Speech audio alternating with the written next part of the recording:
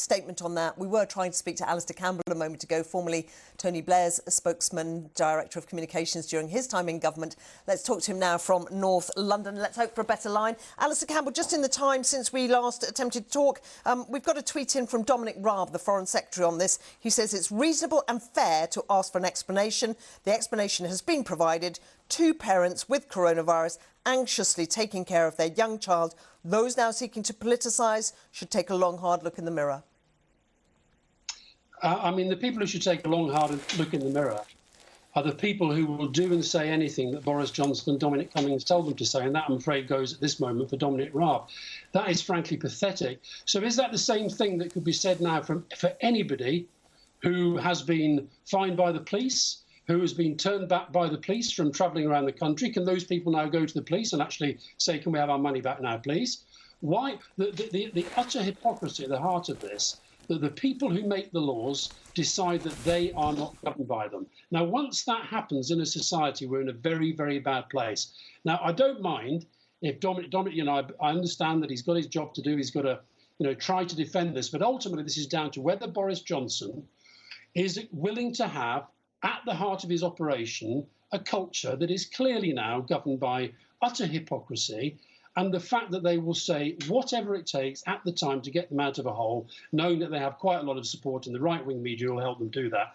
I think the public are getting pretty sick of the absolute hypocrisy, and it wouldn't be bad if they were at least competent at getting us through the crisis. But ally the incompetence to the venality, the lying and the hypocrisy, and I think the public are sick to death of them. Well, I mean, again, another tweet is from Michael Gove, senior member of the Cabinet, again talking about the childcare needs in these circumstances, not a crime to look up. I mean, do you accept that there is a grey area when you're dealing with a young child and you've got two adults who are potentially, and in their case, ultimately, really quite ill? Look, I don't know anything about their family circumstances, and I don't, frankly, think I should. There's no reason why I should know about their family circumstances. But they're in the top 1% of earners in the country. He's a pretty well-connected chap, so is his wife. I think they have other family in London. The idea that the only way that they could resolve this was to go across the country when, if his wife is to be believed, she was writing a piece in The Spectator, all part of the same little right-wing clique. She was writing a piece talking about London lockdown, thereby deceiving people. I don't know whether that included Boris Johnson, to think that they were in London when in fact they were in Durham. But the bigger point, I don't care about his circumstances. They were pressing for Catherine Calderwood, the Scottish Chief Medical Officer, and for Neil Ferguson to jump, to go, to walk, when they did something far less damaging than this because they weren't infected. Matt Hancock, the Health Secretary, said that the police should be called in. And now we have Dominic Raab, the Foreign Secretary, the so-called de facto Deputy Prime Minister, saying that we should all have a heart for Dominic Cummings and his wife because they have a child who wanted to see Grandpa. I mean, honestly, the whole thing makes me sick. And honestly, I really think your job as the media is not to sort of do this on the one hand, on the other hand. He may have broken the laws. He has broken the laws. That is a fact. And then we should have the political argument about what that means. Well, we'll get... It is not my job to determine whether he's broken the law.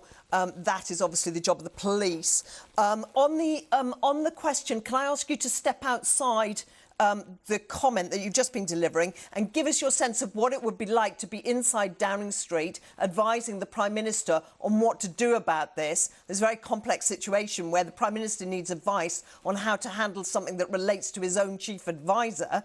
But what would you be telling a Prime Minister in terms of dealing with this now?